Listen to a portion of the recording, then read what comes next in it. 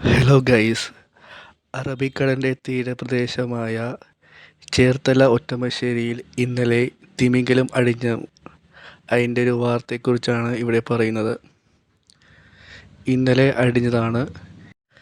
അതിരൂക്ഷമായ ഗന്ധം ഉള്ളതിനാൽ ഇന്നലെ മുതൽ ഇതിനെ നീക്കം ചെയ്യാൻ വേണ്ടി ശ്രമിക്കുന്നുണ്ട്.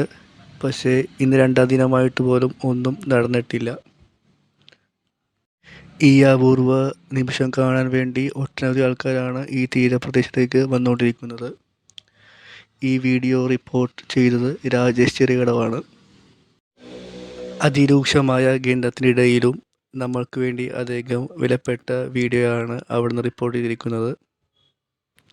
ഈ അപൂർവ നിമിഷം കാണാൻ വേണ്ടി ഒറ്റമശ്ശേരി ഈ തീരഭാഗത്തേക്ക് ചെല്ലാവുന്നതാണ്. പക്ഷേ രൂക്ഷഗന്ധമാണ്, അത് നമ്മൾ അതിജീവിക്കേണ്ടി വരും. നാട്ടുകാർക്കും വളരെയേറെ ബുദ്ധിമുട്ടാണ് ഈ അവസ്ഥയിൽ രണ്ടാം ദിനം ആയിട്ട് പോലും.